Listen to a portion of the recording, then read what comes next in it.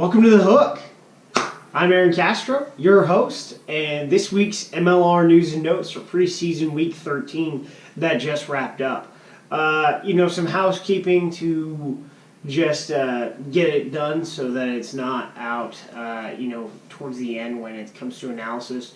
As I understand it, Seattle's head coach, his visa to work in the United States was not approved and is under appeal. We reported it last night on Earful. Well, not last night when this comes out, but on Monday night when Earful of Dirt was recorded. So check that on the podcast on Tuesday night. So I understand it's under appeal, and there is a plan in place should it not be approved.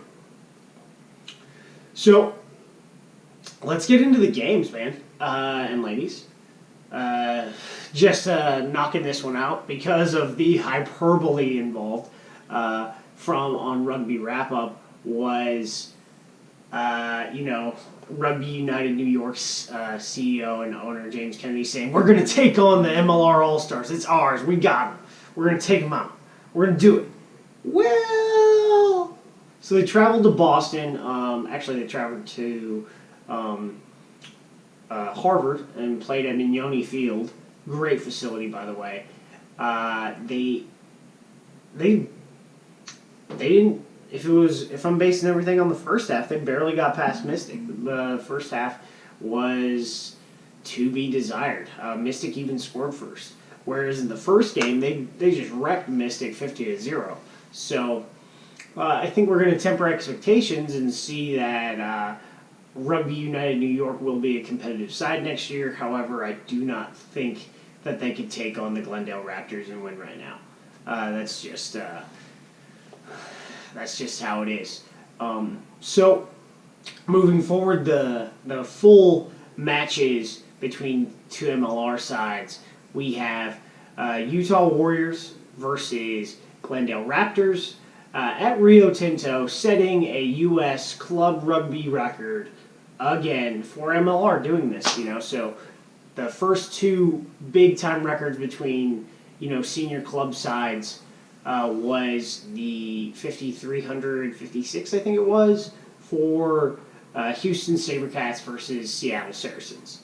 This beats that by almost 4,000. 9,186 came through the gate at Rio Tinto to watch the Utah Warriors and the Glendale Raptors play on last Friday night. The amount of hustling that takes is insane.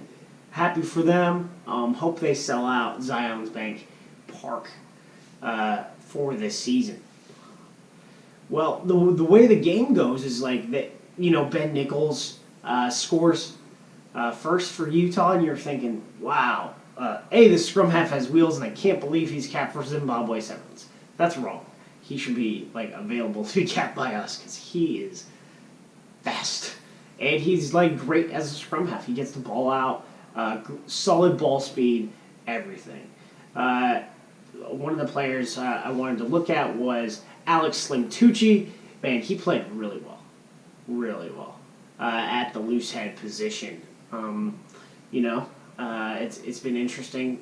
Propping has been a depth issue for the Eagles, and I think, he's one of the older guys that is coming back to rugby, but he could definitely probably break his way into an Eagles selects jersey, or even the Eagles eventually, provided that development continues, but he looked really good. And then Lance Williams for Utah, wow. He was doing something else.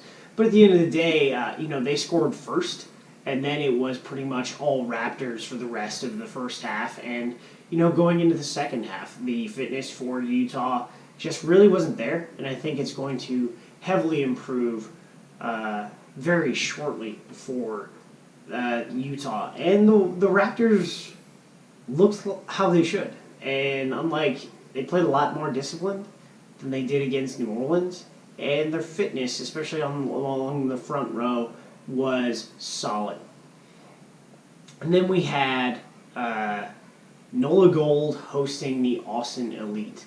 Last week I had seen them play against San Diego Legion, and I thought, hey, this scrum looks really, really good. So let's see what they can do and get after it.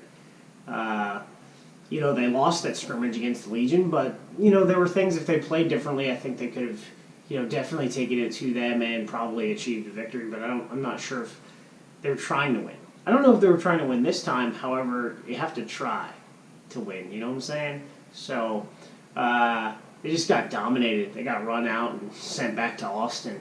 It's like everything you want to see week to week with these teams before the league starts is improvement, systems in place, and I think with the infrastructure that Austin has, they'll evaluate the data and they'll really gain this week when they host New Orleans. With New Orleans, you saw them execute their systems. You saw, Holden Younger, he is going to break into an Eagles jersey. He just is. His ball speed, his awareness, his scoring ability, all there. Cam Falcon, another guy who's moving into the prop side, at this time at tight head, played really well against Tim Fitzgerald, the loose head for Austin. He's really sort of rounding out as a tight head. He's played so much hooker, but the reality is he's played a lot of tight head during that period of time where he was known as a hooker, right? So they really like him there. He looked pretty good, so we'll see how he develops over the rest of the season. They did achieve scrum parity, and their connection in the backfield was just so much better. So it's really getting exciting because we're only a few weeks away from the season kickoff. There's only one team that hasn't played a match yet for the preseason, and that is Seattle. But as I understand it, they have a preseason match on the schedule, and as soon as I get details out, you can check on Twitter at the Strobro about that, and at Earful of Dirt. So like, subscribe, comment, get in the conversation. Let's talk about Major League Rugby and the future of rugby in this country.